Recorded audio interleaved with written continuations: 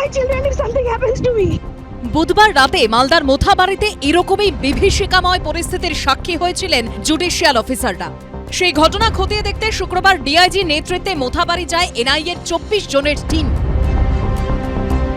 আর শনিবার সকালে তদন্তকারীরা পৌঁছে যান কালিয়াচক 2-এর বিডিও অফিসে। সেদিন ঠিক কি পরিস্থিতি তৈরি হয়েছিল, কটা থেকে শুরু হয়েছিল জমায়েত, তাতে নেতৃত্বই বা কে দিয়েছিল, কি ভূমিকা ছিল পুলিশ প্রশাসনের, এই সব প্রশ্নের উত্তর পেতে এদিন বিডিও অফিসের বাইরে স্থানীয় ব্যবসায়ীদের সঙ্গে কথা বলা শুরু করেন এনআইএ আধিকারিকরা।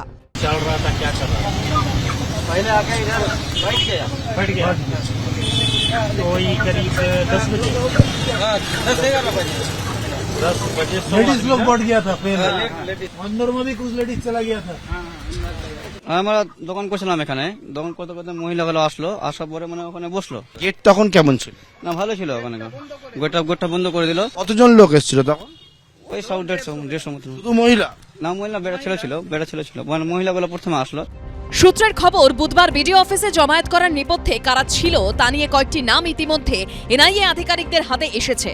এই মুহূর্তে কিন্তু এনআইএর আধিকারিকরা স্থানীয়দের সঙ্গে কথা বলে টাইম লাইন তৈরি করছেন। এনআইএর তরফ থেকে কয়েকটা নাম ইতিমধ্যে এনআইএ পেয়েছে এবং যারা হচ্ছে এনআইএ যারা মনে করছে যে এই নামের ব্যক্তিরা কিন্তু লিডারশিপ দিয়েছিল মোথাবাড়ি ব্লক 2 অফিসে, এবং সেই নাম ধরে ধরে একেবারে স্থানীয়দেরকে জিজ্ঞাসাবাদ করছেন এনআইএর আধিকারিকরা।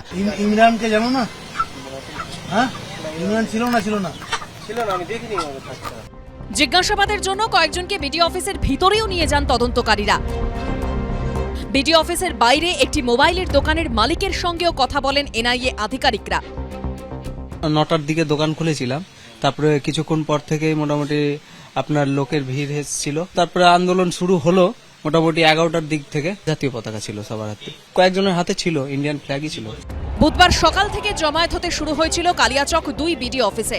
পরিস্থিতি যে ক্রমশ খারাপ হচ্ছিল তা পরিষ্কার বিডিও অফিসে আসা এক বিএলওর কথাতেই।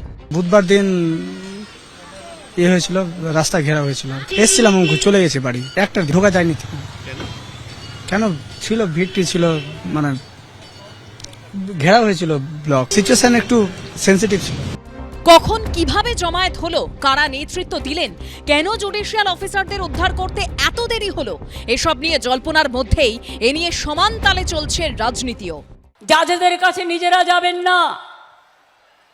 এই তো দেখলেন দুটো কমিউনাল পার্টি এসে জাজেদের ঘেরাও করলো, করে পালিয়ে গেল, আর মাঝখান থেকে স্থানীয় ছেলে মেয়েরা হ্যারাস হচ্ছে এনআইএর নাম করে।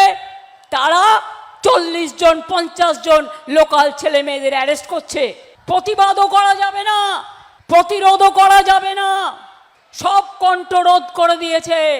এটা একটা কমপ্লিটলি ডিজাইন ষড়যন্ত্র, যেটাকে খুব গুছিয়ে তৈরি করা হয়েছিল অনেকদিন আগে, এবং সিএতে করানো হয়েছিল। মোফাক্কুরের যে ভাষণ, এই ভাষণের থেকে সেডিশিয়াস আর কোনো কিছু হতে পারে না। যাকে গ্রেপ্তার করা হয়েছে তিনি শুধু মুখ বা তিনি মাথার একটা অংশ, পেছনে যারা আছে তাদেরকে খুঁজে বার করতে হবে। কালিয়াচক কাণ্ডে সোমবার সুপ্রিম কোর্টের রিপোর্ট জমা দেবে এনআইএ। পার্থপ্রতিম ঘোষ, সুকান্ত মুখোপাধ্যায় ও আশাবুল হোসেনের রিপোর্ট, এবিপি আনন্দ।